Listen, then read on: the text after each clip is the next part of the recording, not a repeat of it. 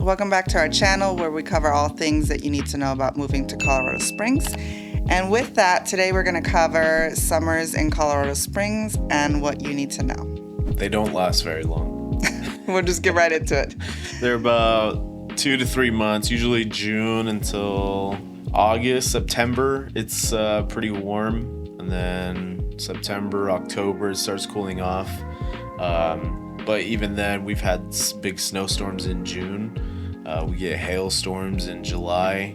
So just depends on the day. There aren't a lot of pools here, and any body of water that we do have, it's kind of hit or miss on how cold or how warm it is, the water itself. A lot of the homes don't have pools. I mean, probably 95%. The only time you're going to find a pool is if you're usually in $1 million properties and they have it just because, it's a luxurious home and it's a different type of property. The most you'll find is like an above ground pool that somebody just puts up for like a month or two and then takes it down. There are a few gyms, the YMCA, and a few recreation centers that have pools, but if you're looking to move somewhere, where you can be out in the pool for 3 or 4 months, this is not the place for you. Even in the hottest months of summer, so like July, August, there is not a ton of days where you can go to the pool. Well, if you're sensitive to any type of cold, it'll be nice 80s and 90s, but we do get a good amount of breeze coming through, so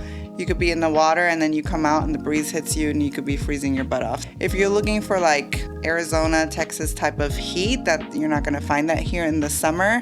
It's a much more mild summer. So if you like doing hiking, paddle boarding, other activities, you might like it here a little bit better. But if you're looking to spend all summer by the pool, this is not the place for you. Next thing is there's not a ton of bugs. There are moth migrations that we get every once in a while, but you're not going to get a ton of mosquitoes or gnats unless you're by still bodies of water. The other thing is your allergies, just because of the change in weather that happens so frequently. I usually am not prone to allergies, but here for the last couple of years they've been pretty bad. It just gets hot and then cold and then things bloom, things die, and it's been really windy lately, so my allergies have been going crazy. It is a dry climate, so we have fires, with that comes smoke, lower air quality.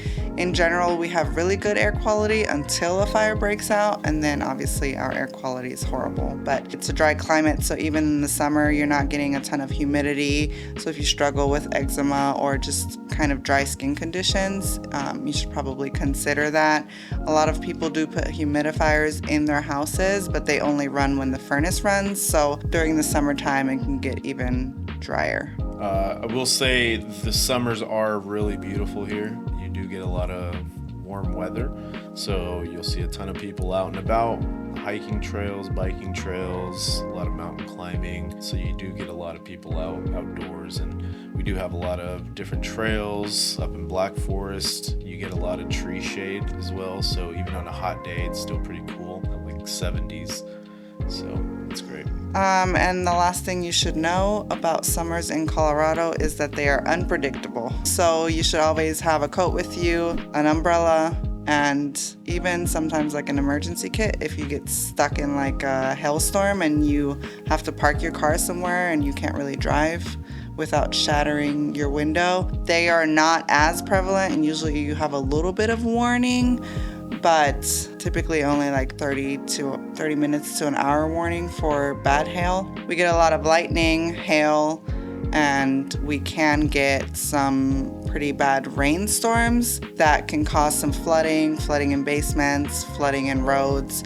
So just be aware of that. We have an area called Manitou Springs that's kind of right off the mountains. I would avoid that area on days where it's gonna rain because the infrastructure and how the roads are doesn't allow for the water to drain off quick enough. So a lot of those homes flood, the roads flood, so you don't really want to be stuck in that if you're not familiar with, the back roads and how to get out of that.